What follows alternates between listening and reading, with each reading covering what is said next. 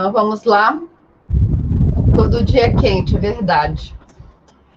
Nas aulas passadas, nós terminamos, então, o nosso conteúdo da primeira parte do semestre. O nosso semestre vai ser dividido em 3 partes. A primeira parte é a sucessão legítima, aquela que vai obedecer integralmente às regras da nossa legislação. Depois nós vamos ter a sucessão testamentária, que é essa que nós vamos começar hoje. E a última parte é uma parte mais processual, que nós vamos falar do inventário e da partilha, ok? Para quem acha que sucessão legítima acabou, está enganado. Porque aqui na nossa sucessão testamentária, nós também vamos obedecer a parte que há disposições das disposições legais previstas lá na sucessão legítima. Por quê? Porque quando nós falamos em testamento, nós vamos obedecer o que dispõe a lei. E a lei, a nossa lei civil, vai falar que uma parte do patrimônio daquela pessoa que faleceu, essa parte desse patrimônio vai ser protegida. Vai ser protegida para quem? Para os herdeiros necessários, ok? E quando nós falamos dos herdeiros necessários, e essa parte que nós protegemos dos bens do inventário, essa parte protegida, que são chamando os bens da legítima, nós vamos obedecer para aquela parte tudo que a lei dispõe sobre sucessão legítima. Tá bom? Então, não adianta achar, professor, então acabou, não vou ver mais sucessão legítima, agora é só sucessão testamentária? Não. A sucessão legítima, ela é uma parte ainda que vai ser protegida, tá bom? Lá dos bens e que vai ser observada, tá? Hoje a nossa legislação civil diz que esses bens que devem ser protegidos, esses bens que obrigatoriamente vão para os herdeiros necessários, tá bom? Hoje o nosso código vai falar que esse percentual é de 50%. Então, digamos, eu tenho R$1 milhão, eu quero fazer um testamento, tá bom? 50% dos meus bens obrigatoriamente vão para os meus herdeiros necessários. Os outros 50% vão para quem eu quiser, tá bom? Então, nós temos aqui no Brasil uma certa resistência ainda em falar em testamento, em fazer um testamento. Nós temos muito aquela visão de que se eu falar da morte, eu vou trazer a morte, não é? Eu vou incentivar que isso aconteça, tá? Como se a morte fosse algo que você ligasse e você vem cá me visitar. Não é assim. Então, nós temos que incentivar os nossos clientes, os nossos pais, a fazerem testamento. Porque essa é a forma mais tranquila de se evitar conflitos. Na verdade, o conflito sempre vai existir, não é? Mas com o testamento você vai diminuir esse conflito, você vai conseguir auxiliar mais a resolução de qualquer divergência, ok? E vamos lá, então, o que é um testamento? O que vocês acham que é um testamento? O que vocês acham? Quero a opinião de vocês. Alguém já viu um testamento? Já foi testemunha em algum testamento? Alguém imagina o que é um testamento? Alguém imagina o que é um testamento? É isso, Wagner. É um ato, sim, é um ato de última vontade. Sim, tá errado não. Testamento nada mais é do que um ato jurídico, tá bom? Que tem suas formalidades, suas regras, suas obrigações. Então, tem disposições legais que vão tratar desse ato jurídico, desse negócio jurídico, ok? E nesse negócio jurídico, esse ato jurídico, o que é que eu vou falar nesse ato jurídico? As minhas vontades para o pós-morte. Então, depois que eu morrer, as pessoas vão abrir o meu testamento e vão ler, olha lá, A professora Caroline deixou, né, os 50% dos bens que ela tem para proteger a legítima, tá bom? Para os herdeiros necessários. E os 50% que sobrou, ela vai dispor da seguinte maneira. A poltrona mole do Sérgio Rodrigues vai ser destinada ao melhor aluno de sucessões. Essa é a minha última vontade. Eu quero que a poltrona, que eu ainda não tenho, mas vou ter um dia, ela fique para o meu melhor aluno de sucessões. Já disponibilizei há muito tempo, Wagner. Inclusive, hoje eu coloquei o vídeo, tá? Mas o material já está lá. Tá? O vídeo eu coloquei hoje. O material que era os exercícios está em alguma daquelas aulas. Eu coloquei a lista de exercícios. Tá? Então, no meu ato de última, só correção. No meu ato de última vontade, eu vou poder dispor da forma que eu quiser. Olha, eu tenho 1 milhão, tá? 500 mil eu vou deixar, então, para os meus herdeiros necessários, porque a legislação me obriga a fazer isso.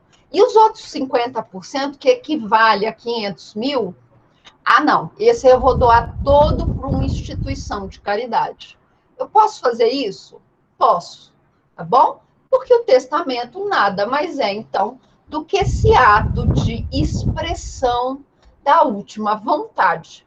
Mas esse conceito que nós estamos usando aqui, esse conceito é simples, não é verdade, Wagner? Esse conceito simples, ele é o conceito do Pontes de Miranda, tá bom? Deixa eu abrir aqui o meu Google. Esse é o conceito do Pontes de Miranda.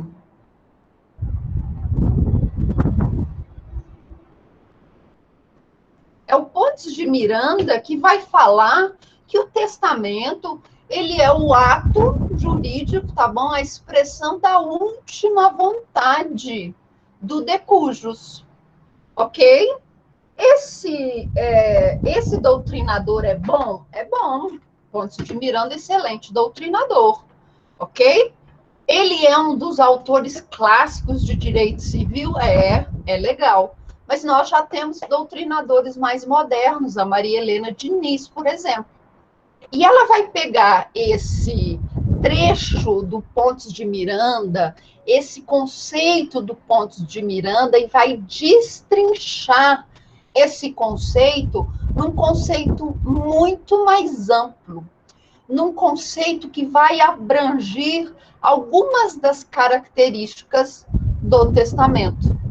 E o que é testamento, então, para Maria Helena Diniz? É um ato personalíssimo. O que é um ato personalíssimo? Ato personalíssimo é aquele ato que só eu posso realizar, tá bom? Eu não posso dar uma procuração para alguém, ir lá e resolver aquilo para mim. Digamos, por exemplo, que eu queiro, então, fazer meu testamento. Aí eu falo assim, ô meu irmão, eu ligo pro meu irmão, né? E aí, Rodrigo, tudo bem? Meu irmão chama Rodrigo, né? Ó, eu tô precisando de um favor seu. Sabe o que é? Olha, eu tô aqui em quarentena, eu não tô saindo de casa, tá? Eu tô levando o isolamento social a sério, que essa é a melhor forma que eu acho, tá? Mas eu preciso fazer meu testamento. Eu vou te passar uma procuração e você vai lá e faz meu testamento para mim? Não, não pode. O meu testamento é algo meu. Quem tem de fazer o meu testamento sou eu, tá bom? Se eu não tiver discernimento para fazer o meu testamento, ninguém mais pode fazê-lo, ok? Então, o testamento é um ato personalíssimo, irrevogável. O que isso significa? Que a qualquer momento eu posso ir lá no cartório e falar para o tabelião, olha, sabe aquele testamento que eu fiz aqui, dia desses? Então, eu quero cancelar aquele testamento, tá bom? Eu quero cancelar, eu quero rasgar aquele testamento. Aí ele vai lá no meu testamento e, ó, rasga meu testamento.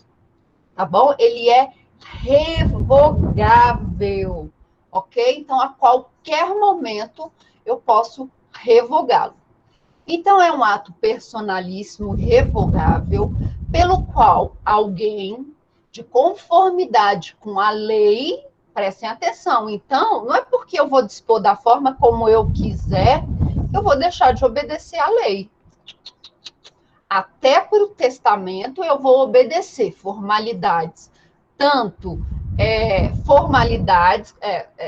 formalidades, eu vou obedecer à lei para as formalidades, então aqueles requisitos para a validade daquele negócio jurídico, e eu também vou obedecer à lei para o conteúdo, tá bom? Por quê? Porque eu preciso tirar 50% do meu patrimônio para a proteção da legítima, porque esses 50% eles vão necessariamente para os meus herdeiros necessários, ok? Então vamos lá. A inconformidade com a lei não só dispõe para depois da sua morte, no todo ou em parte do seu patrimônio, mas também faz outras estipulações. O que isso significa? Que além desse caráter patrimonial dos meus bens, eu também posso dispor no meu testamento coisas que não são patrimoniais, são extrapatrimoniais. Reconhecimento de filho, criação de fundação, à disposição quanto ao meu material genético e direito de personalidade, por exemplo. Eu também posso deixar, a título de matéria extrapatrimonial, as minhas memórias. Eu posso pegar todos os meus diários e escrever e falar para os meus herdeiros, olha, tá vendo aqueles meus diários, todos os meus diários? Então, eu quero que vire um livro. São as minhas memórias, eu posso fazer isso também, ok? Onde que está, então, o termo que nós vamos discutir a partir de agora com relação ao testamento? Está lá no título 3, tá bom? A partir do artigo 1857. E vai falar do testamento, ok? Toda pessoa capaz pode dispor, por testamento, da totalidade de seus bens ou parte deles para depois da sua morte. Tá bom? Ok? Então, esse é o conceito de testamento. Características. O testamento é um negócio jurídico por excelência. Tá bom? Por quê? Porque ele é um negócio jurídico que tem como objetivo regulamentar o interesse daquela pessoa que está envolvida, tá bom? Então, o testamento, ele é um negócio jurídico. Nós não temos nem o que discutir. Ele é um negócio jurídico por excelência. Então, ele vai regulamentar o interesse de alguém, ainda que seja um negócio jurídico que só tem uma parte, ok? Então, ele é unilateral. O que é isso, ele ser unilateral? Só tem uma pessoa responsável por aquele negócio jurídico. Eu. Eu não vou fazer o meu testamento? Então, ele é um negócio jurídico que envolve quem? Só a mim. Tá bom? Eu vou dispor dos meus bens da forma como eu quiser. Tá bom? Além disso, ele é gratuito ou benévolo. O que isso significa? Digamos que eu preciso comprar um carro, tá? Eu tenho 10 mil reais aqui e eu preciso comprar um carro, tá? E a Carla, Fernando, chegou agora há pouco. O Fernando, ele está vendendo um carro, que por sinal é um carro legal, que também custa 10 mil, tá bom? Então, eu vou fazer um negócio jurídico com o Fernando, não é verdade? Ele vai me dar o carro, não é assim? Em contrapartida, eu vou dar o dinheiro para o Fernando, os 10 mil reais. Isso não é um negócio jurídico oneroso? Então, o Fernando, ele me entrega o DUT assinado, a chave do carro, não é dessa forma? E eu entrego para o Fernando 10 mil reais depositado na conta dele. Não é assim que funciona um negócio oneroso? É. Mas um negócio gratuito, não. Não existe contrapartida. Eu não vou deixar os meus bens com a intenção de receber algo em troca. Até porque eu já morri. Como que eu vou receber algo em troca? Como eu vou receber uma contrapartida se eu não estou aqui para receber? Tá bom? Então, o testamento, ele é um ato jurídico gratuito, ok? Então, ele é um ato jurídico gratuito, não existe contraprestação, não há remuneração, não há sacrifício bilateral. Ele é o sacrifício de apenas uma pessoa. Os meus bens, eu vou deixar para tais pessoas, ok? E não vou receber absolutamente nada em troca. O testamento também, ele é causa mortis. O que isso significa? Significa o seguinte: somente após a morte do testador, então da pessoa que faz o testamento, é que esse testamento vai produzir qualquer efeito jurídico. Antes da morte do testador, aquele testamento nada mais é do que uma folha de papel, tá bom? Ele não tem efeito jurídico nenhum, nada, ok? Nada, tá? Ele é apenas um papel. Quando aquela pessoa que fez o testamento falecer, aí sim, a partir do início da sucessão, é que aquele testamento passa a ter validade, ok? Então, esse testamento, para que ele tenha validade, para que ele produza efeitos jurídicos, ele precisa da morte do testador, ok? Ele também é um ato formal.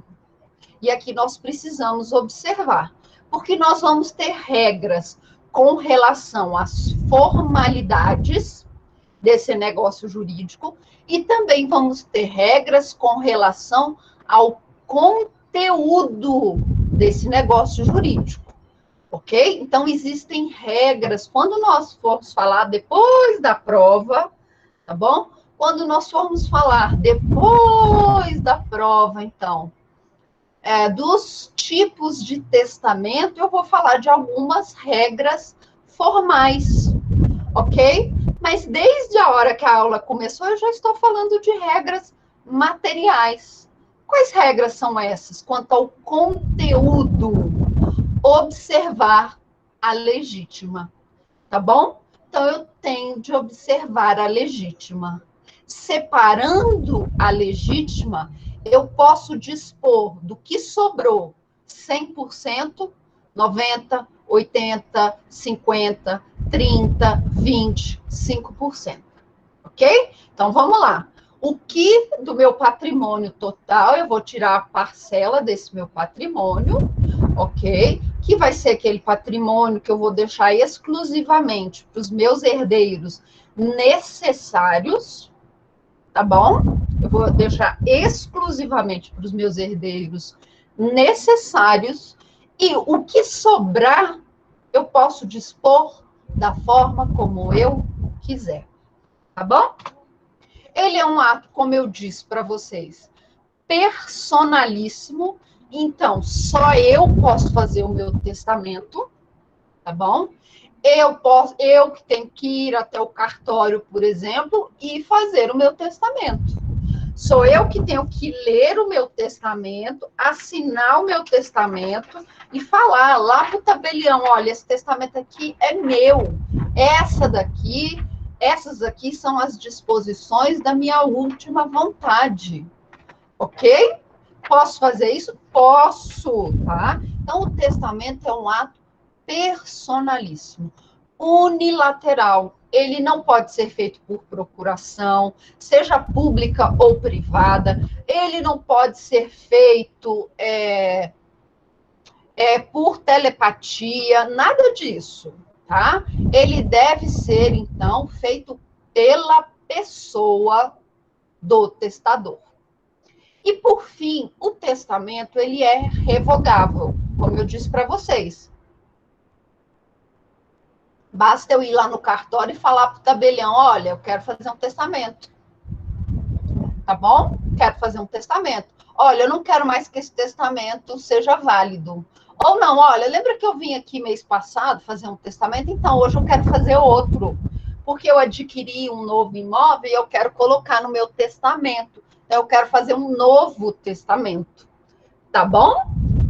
A única coisa que nós não conseguimos revogar é o reconhecimento de filho, tá bom?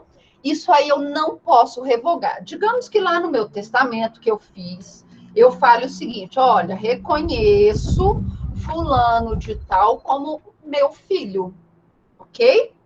E aí, 2 meses depois, eu brigo com esse meu sobrinho e vou lá no tabelião e falo assim, olha, eu quero revogar aquele meu testamento, tá? Eu não quero mais aquele testamento daquela forma. O tabelião, ele pode revogar meu testamento? Pode. Mas a parte do reconhecimento da filiação, não. Isso aí vai se manter, ok? Então, o testamento, ele é um ato revogável, a exceção é o reconhecimento de filho, tá bom? Reconhecimento de paternidade, reconhecimento de maternidade. Isso pode acontecer, por exemplo, se eu tiver um sobrinho que eu goste muito e eu quero assumir a maternidade dessa criança, posso fazer por meio do reconhecimento de filho, ok? Antes de começar aqui, regras gerais para testar, eu quero fazer uma pergunta para vocês. Eu quero fazer uma pergunta aqui. Vamos ver se dá o que eu quero fazer. Iniciar um novo jogo. Vamos ver se ele vai abrir o que eu quero aqui.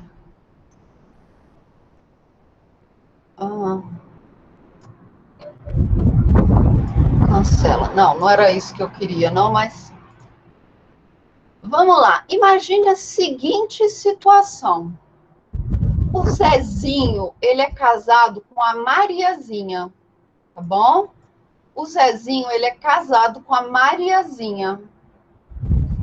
Beleza? Eles são casados pelo regime de comunhão parcial de bens. Tá bom? Então, eu tenho aqui o Zezinho. Todo mundo consegue ler?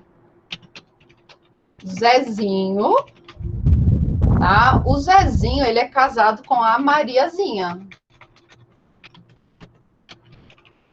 Tá bom? O Zezinho, então, ele é casado com a Mariazinha. Eles são casados há 25 anos. 25 anos, tá bom? E eles são casados pelo regime de comunhão parcial de bens, tá? O patrimônio do Zezinho e da Mariazinha, então, o patrimônio comum do casal é R$1 milhão.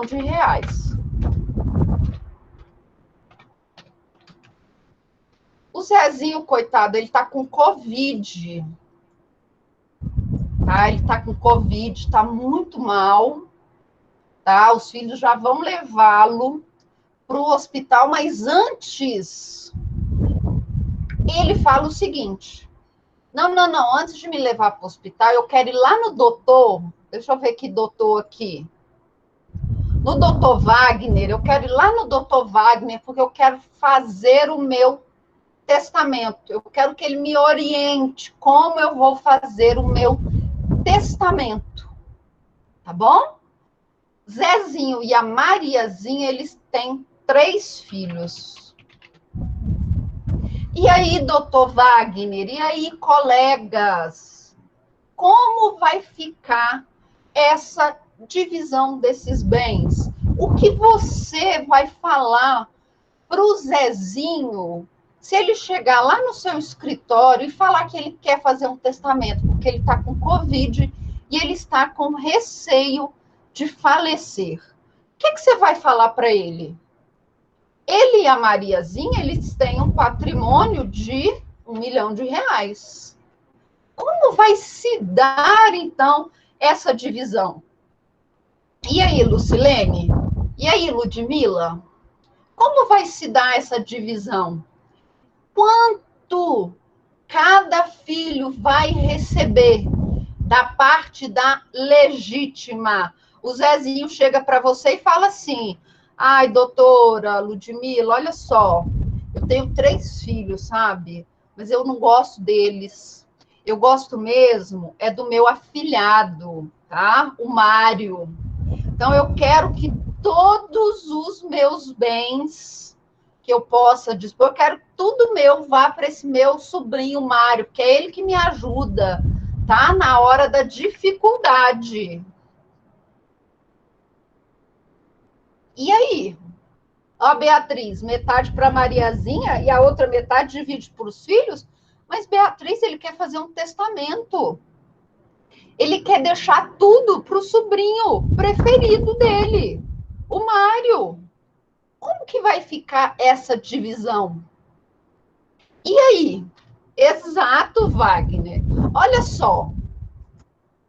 Zezinho e Mariazinha não são casados no regime de comunhão parcial de bens, tá? Desse R$ 1 milhão aqui, ó, quanto que cabe para Mariazinha? O que é para Mariazinha a título de meação? O que é dela? Tá? O que é dela? Metade. Então, a Mariazinha, ela vai ter 500 mil. Não é verdade? E o Zezinho, 500 mil. Não é assim? O Zezinho, ele pode dispor os bens da Maria? Ele pode pegar os bens da Maria, por exemplo, fazer um testamento pela Maria? Ele pode fazer isso? Não, não pode. Os bens da Maria são da Maria e ela vai dispor da forma como ela bem entender, tá bom? Então, sobrou para o Zezinho 500 mil. Mas o Zezinho, ele quer fazer um testamento, deixando tudo que ele tem para o sobrinho dele, o Mário, tá? Não me perguntem por quê, mas ele quer deixar tudo para o Mário, tá? E aí, o que você, advogado, vai falar para o Zezinho? Olha, seu Zezinho, deixar toda a sua herança para o Mário não vai ser possível, porque nós temos que obedecer à legítima. Então, metade dos bens do Zezinho obrigatoriamente vão para a legítima. Então, obrigatoriamente, metade dos bens do Zezinho, tá bom? Vão para a legítima. E para quem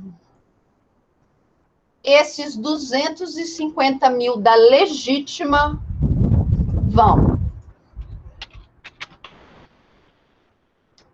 Para quem que esses 200 mil da legítima aqui vão? Tá muito confuso, pessoal? Tá confuso? Vamos voltar. Então, o Zezinho, ele é casado com a Mariazinha, tá bom? Eles são casados no regime de comunhão parcial de bens. Tudo que eles têm, eles construíram ao longo da vida.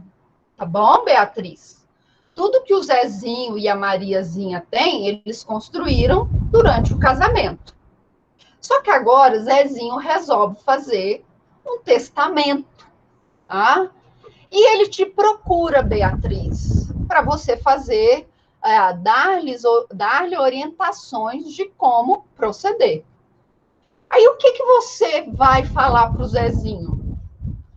Zezinho, olha, o seu patrimônio hoje, ele está avaliado em R$ 1.000.000, tá? Só que esse patrimônio, ele é um patrimônio comum. O que isso significa? Que metade é do Zezinho e metade é da Mariazinha. Certo? Até agora, certo, Beatriz? Se metade é do Zezinho e a outra metade é da Mariazinha, quanto que é a parte do Zezinho? Quanto que Zezinho tem? 500 mil. Beleza? O que é o testamento?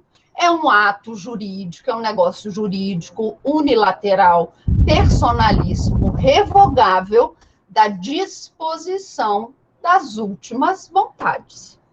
A última vontade do Zezinho é: eu quero deixar todos os meus bens para o meu sobrinho Mário. Tá bom? Para o meu sobrinho Mário. Eu quero que tudo que eu tenha vá para o meu sobrinho Mário. Meus filhos são os ingratos, tá? E aí? Ele pode fazer isso? Não. Tá bom? Por quê?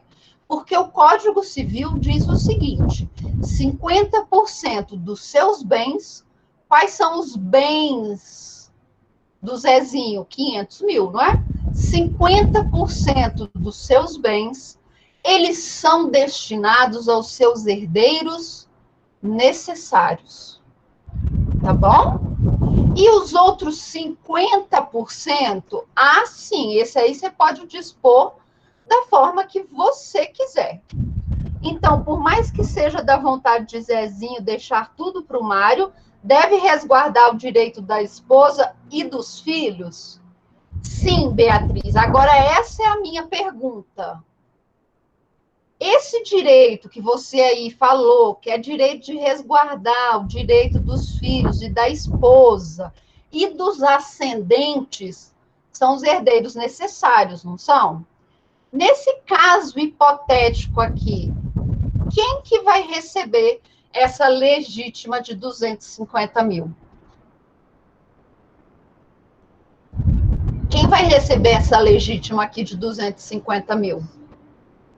Eu já sei que a outra metade dos bens dele vão todas para o Mário. Não tem problema, isso aqui tudo vai para o Mário. Tá? Isso aqui tudo vai para o Mário. E a legítima aqui, para quem vai? Não vai ter jeito. Vai para os 3 filhos do Zezinho. E por que a Mariazinha não vai receber também parte dessa legítima? Por que, galera? Por que a Mariazinha não vai receber parcela desse dinheiro? Por que ela não vai receber? Porque metade dos bens já são dela. Exatamente. Tá bom? E ela recebeu a título de meação. Ok? Tá bom? Vamos imaginar a segunda situação. Tá? Agora entendeu, Beatriz? Vamos lá. Zezinho, ele é casado com a Cláudia. Tá? O Zezinho é casado com a Cláudia. Tá? Imagina que o Zezinho é casado com a Cláudia. Só que quando o Zezinho casou com a Cláudia, ele tinha mais de 70 anos. Tá? Ele tinha mais de 70 anos. Ah, não. Não, esse aí eu vou deixar para depois de 70 anos. O Zezinho casou com a Cláudia. Ele não, bobagem, ele tinha só 50 anos. E a Cláudia tinha 45, tá bom? Então, quando o Zezinho casou, ele tinha 50 anos e a Cláudia 45, tá? Mas o Zezinho, ele achou melhor casar pelo regime de separação de bens, tá bom? Então, a Cláudia e o Zezinho se casaram pelo regime de separação de bens. Zezinho tem um patrimônio de R$ 1.000.000. tá? Zezinho tem um patrimônio de R$ 1 milhão, tá? Ele te procurou, Beatriz, porque ele quer fazer um testamento. O que você vai orientá-lo, hein, Beatriz? Olha só, ele é casado com a Cláudia num regime de separação de bens. Ele tem 50 anos, a Cláudia tem 45, tá? E o patrimônio do Zezinho é de R$ 1 milhão. O que você vai orientá-lo, Beatriz? O que você vai falar para ele? Hein? E aí? O que você vai falar para ele? Olha, Zezinho, presta atenção, você tem 1 milhão, legal, não é? Legal. Mas 50% desse seu 1 milhão é da legítima, não é verdade? 50% é da legítima. E os outros 50%, sim, esse 50% aqui, você pode dispor para quem você quiser, tá? Aí ele fala assim, quer saber? Esse 50% aqui, ó, da legítima, eu vou deixar todo pro meu sobrinho Mário, tá? Deixar todo pro meu sobrinho Mário, porque eu gosto muito dele. E agora? Como que vai ser essa divisão da legítima aqui? O Zezinho tem 3 filhos. Quanto que cada filho vai receber? E aí? E aí, gente? Quanto que cada filho vai receber? Quanto que cada filho vai receber? 1/4. Por quê? Porque quando nós temos o regime de separação de bens, a companheira, se for o regime de separação de bens convencional, a companheira, a esposa, ela é herdeira. Então, aqui na nossa legítima, quem que nós vamos ter? Os 3 filhos mais a Cláudia. Ok? Tá bom? Então, tudo aquilo que nós vimos em sucessão legítima, nós vamos aplicar para essa legítima que está aqui. Isso, Beatriz, 500 mil será dividido entre a esposa e os filhos, tá bom? Então, tudo que nós vimos de sucessão legítima se aplica a esses 50%. Esses outros 50% aqui, esses outros 50% é o que ele vai fazer no seu testamento. Ok? Isso é o que nós vamos ver a partir de hoje. Beleza? Então, sabemos que 50% do patrimônio daquela pessoa, tá bom? Vai obedecer à regra da legítima, da sucessão legítima.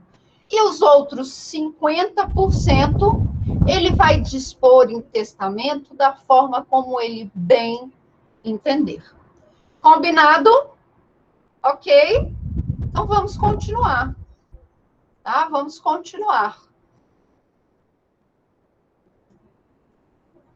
Tá? Vamos falar das regras gerais. Quais são essas regras gerais que nós vamos ter no testamento, ok? A primeira regra é a capacidade para atestar, que nada mais é do que uma capacidade testamentária ativa. E onde está essa capacidade testamentária ativa? Lá no 1860. que vai falar no 1860? Marque o 1860. Além dos incapazes, não podem testar os que, no ato de fazê-lo, não tiverem pleno discernimento. Parágrafo único. Podem testar os maiores de 16 anos. Ok? Então, quem pode testar? Quem tem mais de 16 anos e é capaz. Tá bom? Então, quem pode testar é quem tem mais de 16 anos e é capaz. Ok? Aqui nós precisamos lembrar daquelas teorias das nulidades. O que isso significa? Que o ato que é praticado por um absolutamente incapaz é um ato nulo, não é verdade?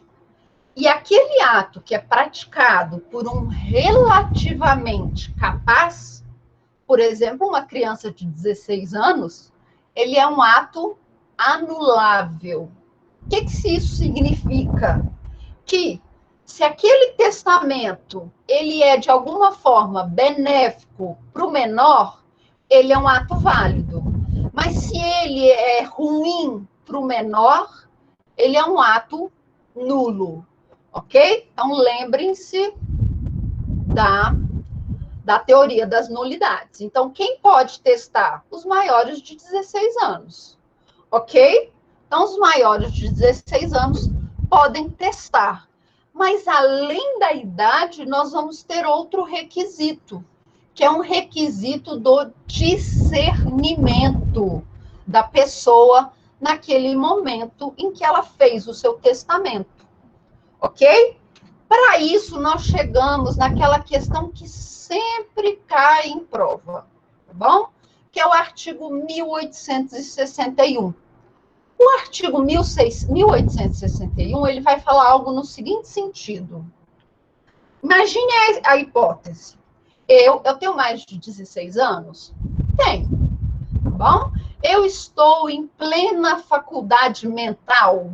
Acho que sim, às vezes eu tenho alguma dúvida, mas hoje eu estou plenas faculdades mentais, tá bom? Hoje eu sei exatamente o que eu quero fazer um testamento, tá bom? Eu vou lá no cartório, faço meu testamento bonitinho. Quando eu estou voltando, que eu estou passando na faixa de pedestre, eu sou atropelada, tá bom? Por um motorista que estava em alta velocidade, ele não parou na faixa de pedestre, me atropelou e eu fiquei em coma. O meu testamento perdeu a validade? Porque a partir daquele momento que eu estou em coma, eu não perdi meu discernimento?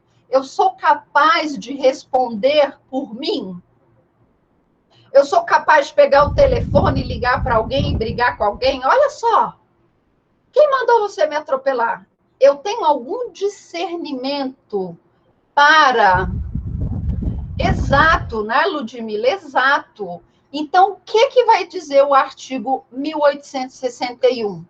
Se no momento que eu fiz o testamento, eu estava apta, ou seja, eu tinha mais de 16 anos, e eu estava com todas as minhas faculdades mentais, aquele meu testamento não importa se depois daquilo ali eu atingir uma incapacidade superveniente, tá bom? Aquele testamento que eu fiz no momento em que eu estava lúcida e tinha mais de 16 anos, ele é válido, ok?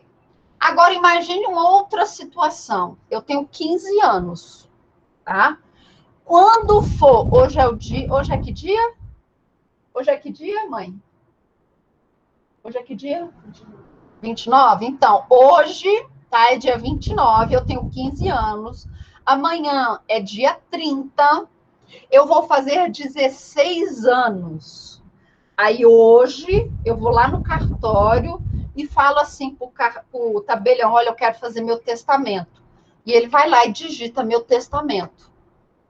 Tá bom? Ele terminou e eu assinei o meu testamento, era 23 horas e 59 minutos. Quando eu larguei a caneta, virou meia-noite, dia 30. Aquele testamento que eu fiz é válido? Aquele testamento, ele pode ter validade? É nulo, tá bom? É nulo. Por quê? Porque no momento que eu fiz o testamento, eu não tinha capacidade testamentária ativa, tá bom? Então, ainda que eu adquira capacidade testamentária posterior, se no momento que eu fiz o testamento eu estava absolutamente incapaz, aquele testamento é nulo, ok? Então, com base nisso, pegue o artigo 1861 e grife com uma cor distinta, porque esse aqui é um artigo que sempre cai em prova de concurso, prova da OAB, tá bom? Eles só vão inverter algumas coisas nesse artigo para que você consiga interpretar. Olha só o que diz o artigo.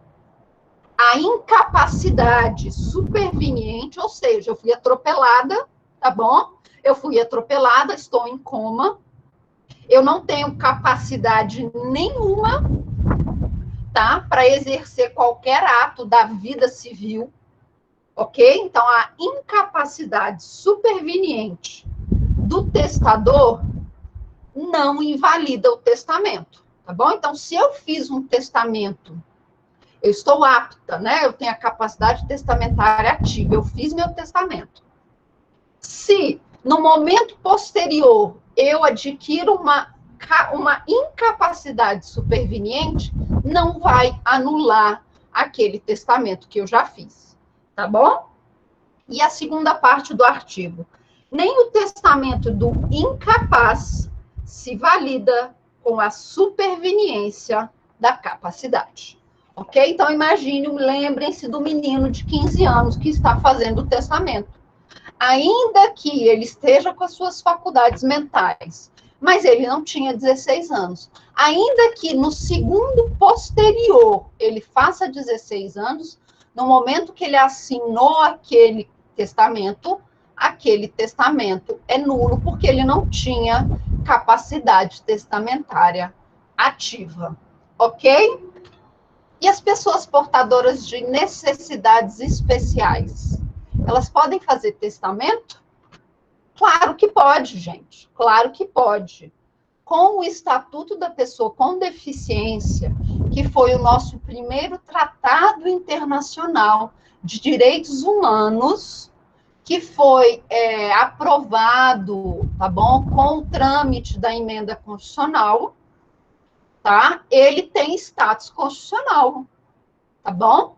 E ele revogou parte daqueles dispositivos que nós tínhamos lá no início do código, que falava que a pessoa portadora de deficiência era relativamente capaz, tá? Não, isso não existe mais. Só porque a pessoa, às vezes, perdeu uma perna, ela não deixa de ser apta para exercer os atos da vida civil, não é verdade? Tá? Não é porque você se acidentou, que você tem uma lesão permanente, que você deixou de ser uma pessoa capaz, tá? É isso que vai trazer uma parte do Estatuto da Pessoa com Deficiência. Então, revogou o nosso Código Civil, até porque tem status constitucional, ok? Então, a pessoa portadora de necessidades especiais, lembre-se que isso é um tema relativamente recente, então pode, talvez, cair na prova da OAB de vocês, ok? Essas pessoas podem fazer testamento normalmente, basta ter mais de 16 anos. E o pródigo? O que é o pródigo? O que é o pródigo? Pródigo é uma doença, tá? O pródigo é uma doença, tá? É uma pessoa que tem uma doença séria, tá bom? E que gasta tudo. Qualquer dinheiro que você coloca na mão dessa pessoa, ela vai vender. Qualquer coisa que você der para essa pessoa, ela vai vender. A cunhada do meu pai é pródiga. É, atestada mesmo. O médico já atestou que ela é pródiga. Qualquer coisa que você dá para ela, ela se desfaz. Tá bom? Se você der uma bala, ela vai lá e vai se desfazer dessa bala. Ok? Ela não tem, então, discernimento total do que é certo e do que é errado, ela simplesmente gasta, tá? Sim, Ludmila, é o pródigo, tá? Aquela parábola aquela parábola não, né? Aquela parábola, assim, da Bíblia, claro que tem outra vertente, mas ela fala do pai, né? Que deu dinheiro pro filho, e a minha namorada é assim, olha, que deu dinheiro pro filho, o filho gastou tudo, né? E depois ele volta para casa. Claro que ali tem uma vertente religiosa, não é? Mas aquilo ali é a parábola do filho pródigo. É um filho que gasta demais. Guilherme, sua namorada não é assim, tá? Você tá sacaneando com ela, mas ela não é desse jeito, tá bom? Ela só pode ser compulsiva, viu? Mas ela não chega a ser. Aí, ó, vai falar para Ana. Ela não chega a ser pródiga. E aí, o pródigo pode testar? O pródigo pode fazer um testamento? Em regra, sim, tá bom? Porque lá no 1782, o código vai estabelecer o que o pródigo não pode fazer, tá bom?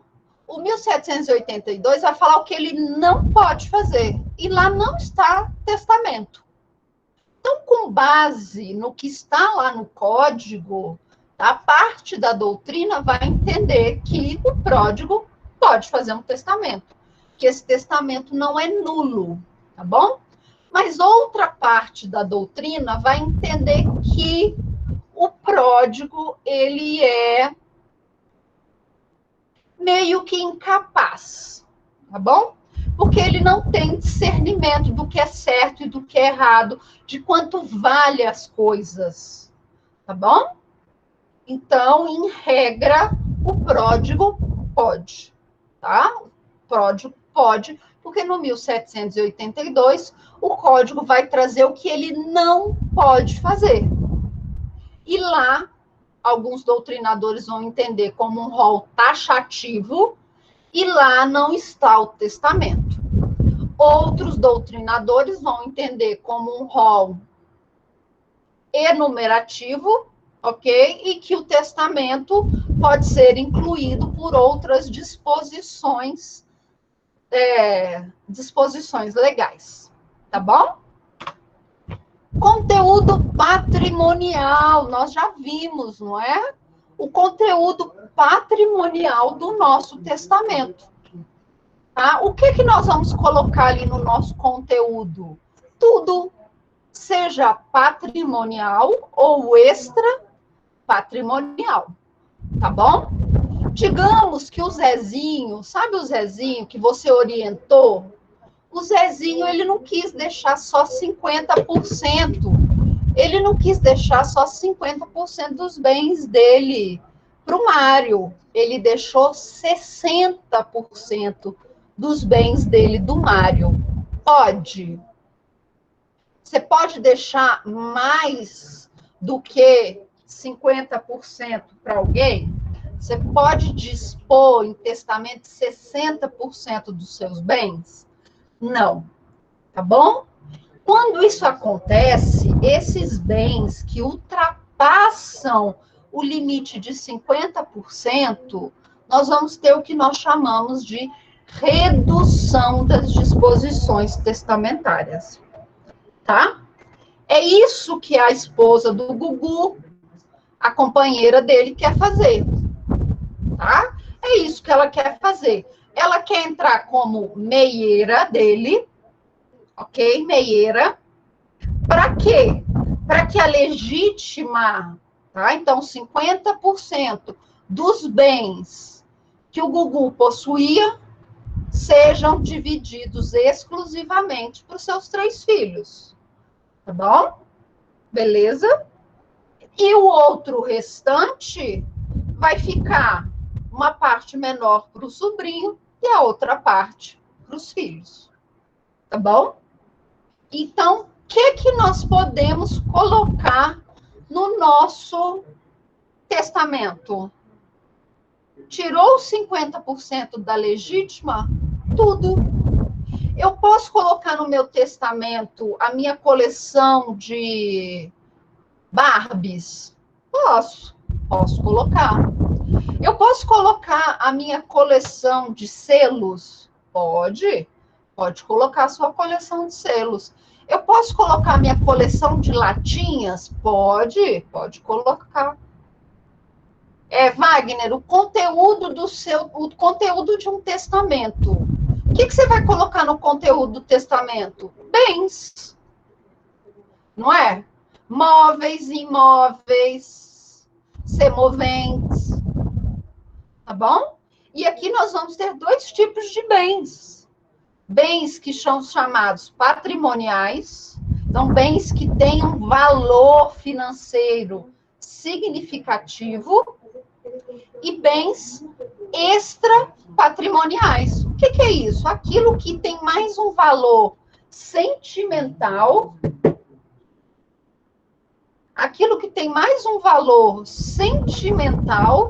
do que um valor propriamente financeiro. Você está falando da questão da legítima. Vamos lá. Vamos voltar lá para onde nós estávamos vendo aqui o patrimônio do Mário. Bom, aqui do Zezinho, tá? Vamos pensar nisso daqui. Vamos pensar aqui no patrimônio, tá, do Zezinho. Ok? O Zezinho, ele não tem que distribuir 50%. Lembra aqui que nós acabamos de falar, o Zezinho é casado com a Cláudia no regime de separação de bens? Lembra disso? Tá? O correto era o Zezinho fazer o quê? Pegar 50%, não é? Deixar para a legítima, e os outros 50%, aí sim ele pode dispor em testamento. Não é isso? Não é isso, Wagner? Não é? Sim. Agora vamos lá, vamos colocar em número, R$1 milhão. Digamos que o Zezinho, tá? Ele lá na divisão dele, tá? Ele tem esse R$1 milhão em dinheiro vivo. Tá na conta dele, R$1 milhão. O que ele vai fazer? Olha, desse R$1 milhão, eu vou deixar 400 mil para os meus herdeiros necessários e vou pegar 600 mil, e vou dispor em testamento. Pode isso? Posso fazer isso? Eu posso deixar só 40% para a legítima e 60% para o testamento? Posso fazer? Não, eu não posso, porque o código ele vai estabelecer que a minha legítima é de 50% do patrimônio. Tá? 50% do meu patrimônio obrigatoriamente vai para a minha legítima. Então, o que vai acontecer com esse testamento que ultrapassou o limite permitido em lei? Esse testamento vai ser reduzido, tá bom? Ele vai ser reduzido. Então, esse testamento vai ser reduzido a que tanto? Em R$100 mil. Tá bom? R$100 mil vai voltar para a legítima. Beleza? Entendeu agora, Wagner? Isso é redução das disposições testamentárias, tá? Agora, imagine a seguinte situação. O Zezinho, ele tem R$1 milhão. Ele gosta muito dos filhos dele, bom? Ele gosta muito dos filhos dele, da Cláudia. Ele vai deixar 700 mil a título de legítima. E 300 mil ele vai deixar de testamento, tá bom? Para o sobrinho dele, o Mário. Ele pode fazer isso? Ele pode fazer isso? Pode, tá bom? Pode fazer isso sem problema nenhum. Desde que ele observe, desde que ele respeite os 50% da legítima, ele pode dispor dos outros bens da forma que ele quiser. Se ele quiser dispor só de 30% dos bens dele, ele pode, tá? O que ele não pode é colocar mais de 50% dos seus bens, do seu patrimônio, em testamento. Até tudo, tá bom? Ele pode colocar até tudo para a legítima sem problema nenhum, tá?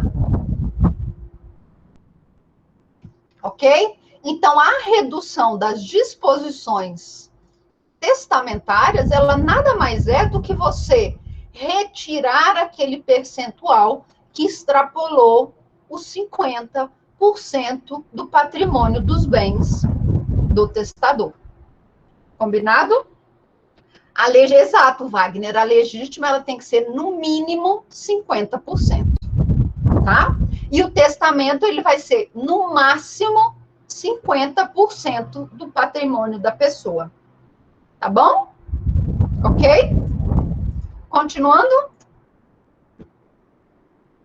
E aí nós vamos ter, então, os bens que nós chamamos de bens patrimoniais e bens extrapatrimoniais. Tá bom? Então, as suas memórias, a cartinha do primeiro amor, tá? Isso é tudo bem extrapatrimonial. Beleza? Prazo, e para encerrar, prazo para invalidar o testamento. Nós vamos ter 3 situações aqui que vão contar prazo. As nulidades, que dizem respeito às nulidades relativas ou anulabilidade do ato. Então, quando nós tivermos uma nulidade relativa, por exemplo, um vício no número de testemunhas, tá bom? Então, quando nós tivermos uma invalidade relativa, o prazo para alegar essa nulidade é 5 anos da data do registro desse testamento, tá bom?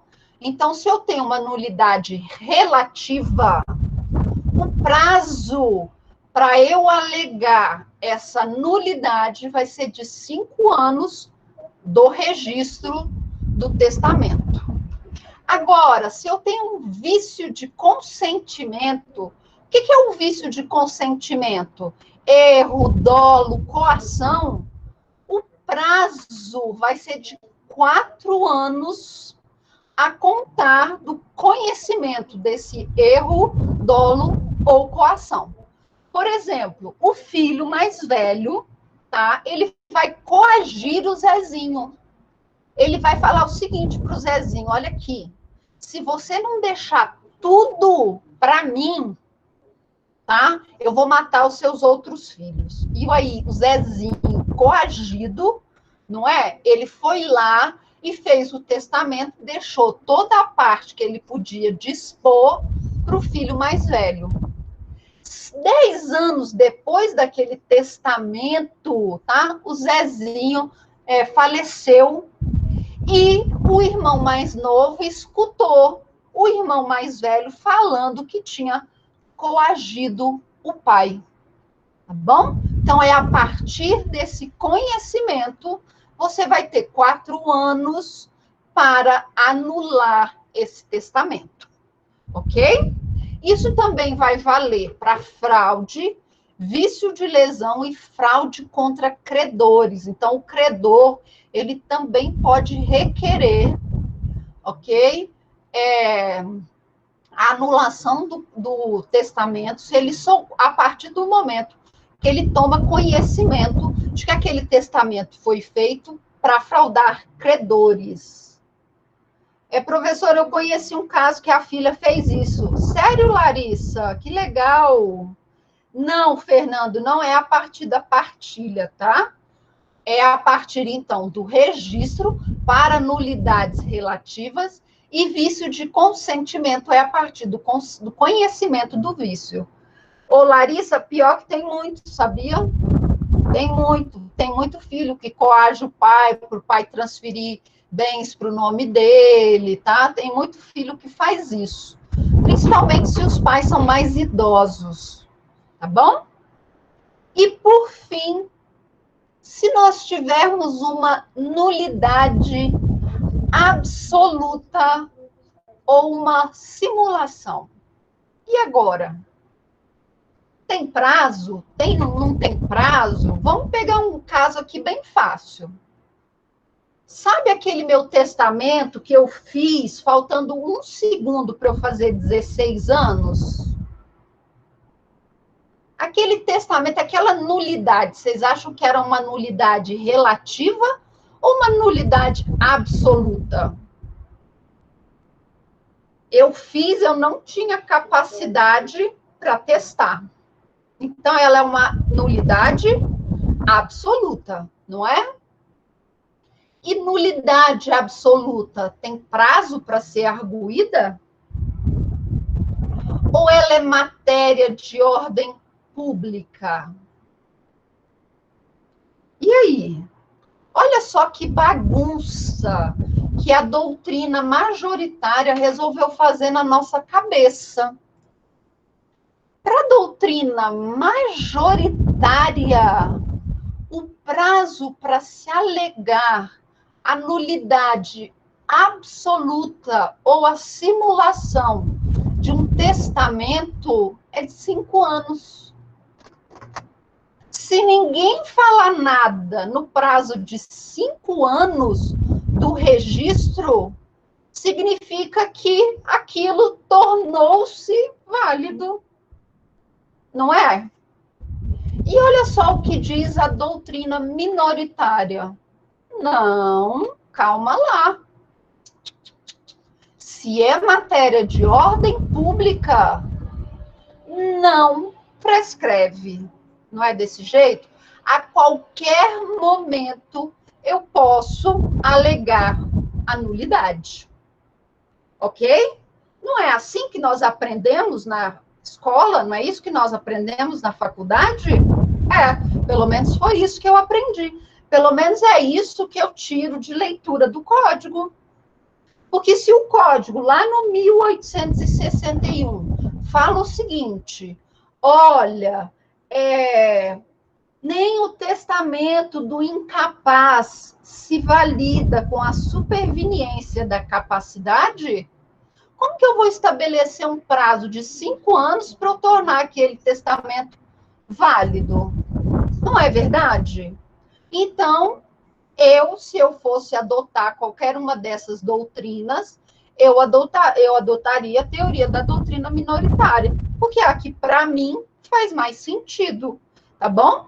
Já, não é, Wagner? Já que é uma matéria de ordem pública, já que é uma nulidade absoluta, tá? E que o próprio código traz 2 artigos, um depois do outro, falando que o menor, por exemplo, de 16 anos, não pode testar. E que o testamento feito pelo incapaz não se convalida com uma posterior capacidade, como que eu vou ter um prazo para alegar uma nulidade absoluta? Imagine a seguinte situação. Uma pessoa, ela está completamente transtornada, tá? Ela não consegue entender, ela foi, inclusive, interditada, vai lá no cartório, faz um testamento, tá bom? Dispõe dos bens da forma lá que a cabeça dela maluca está pensando.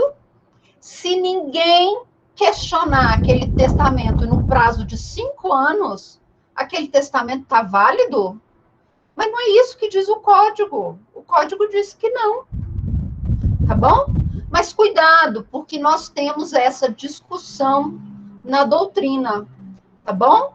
E a corrente, por incrível que pareça, majoritária, diz que caduca o prazo. Tá bom? Prescreve, então, o seu direito. Na verdade, aqui é uma decadência. Tá? Você vai ter um prazo decadencial de 5 anos para ajuizar qualquer ação para anular aquele negócio jurídico unilateral. Combinado, pessoal? Alguma dúvida até agora? Alguma dúvida?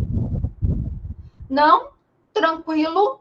Hoje eu não vou seguir mais, porque senão nós vamos entrar em muito conteúdo e eu não quero que vocês misturem demais com a prova.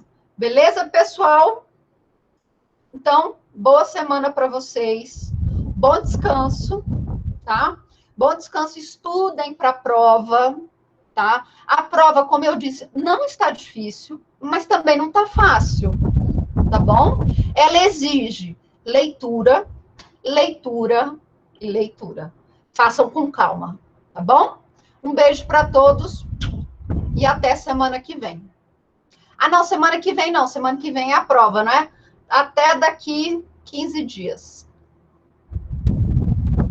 Tá? Até daqui 15 dias. Tchau para todos.